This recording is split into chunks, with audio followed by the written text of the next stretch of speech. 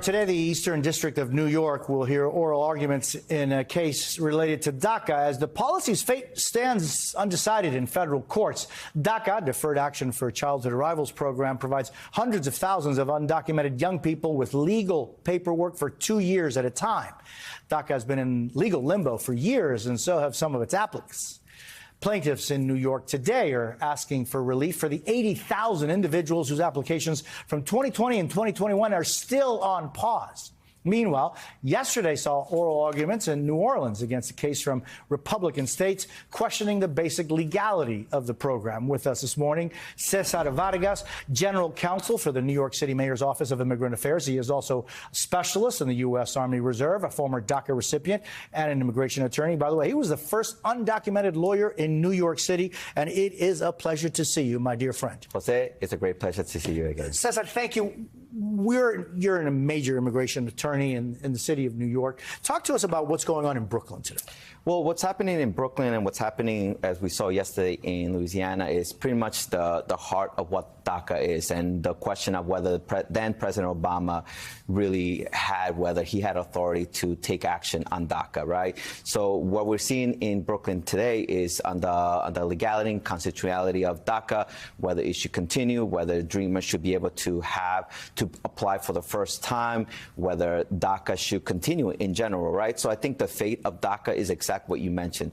This is where Dreamers will see whether or not they will be able to work again, whether they will be able to have their jobs, whether many essential workers who are Dreamers as nurses, as doctors, will be able to continue with their employment. So the big question is about whether or not DACA and whether this country will allow Dreamers to continue to contribute to this country. You know, it's a short-term fix. DACA is every 2 years.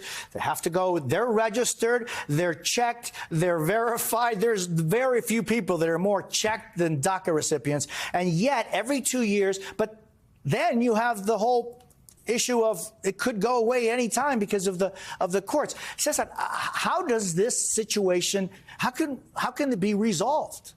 Well, simply, obviously, this is where Congress needs to take action, right? But at the same time, it's making sure that our courts, which over the past few weeks, we have seen their courts really stripping a lot of our rights.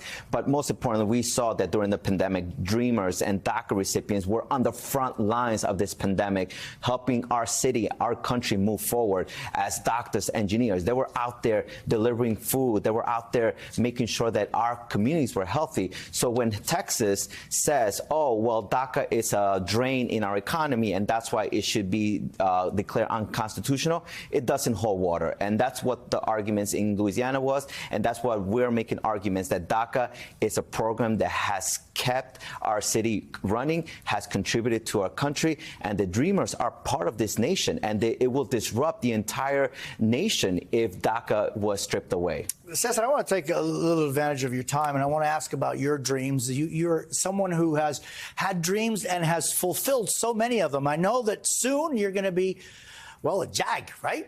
Yes, no, well, it's been quite a journey, but it's definitely because so many people believed in me, and this is a message that I send to Dreamers every day. Do not give up. This is our country, this is our home, and we need to continue to fight for our rights and for the rights of our families, because this nation is a nation of immigrants, and we need to preserve that. And despite what's happening out there, there's people out there going to support you, and I'm an attorney now because people believed in me. People believed in me, teachers believed in me, high school, in college, in law school, and eventually to win the legal fight to become New York's first undocumented attorney. So for me, I'm there for other Dreamers, and just making sure that they know that they are not alone, and they will have people like you who are telling our stories, who are telling the nation about the real stories about what our nation's facing. So what's next for you?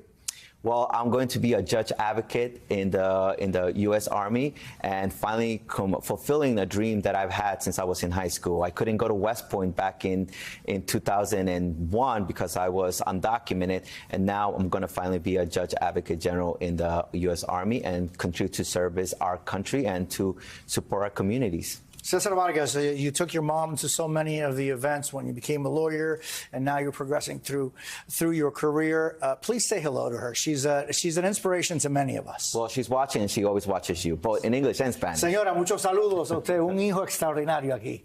Cesar, thank you. Un placer. Muchas Adelante. gracias.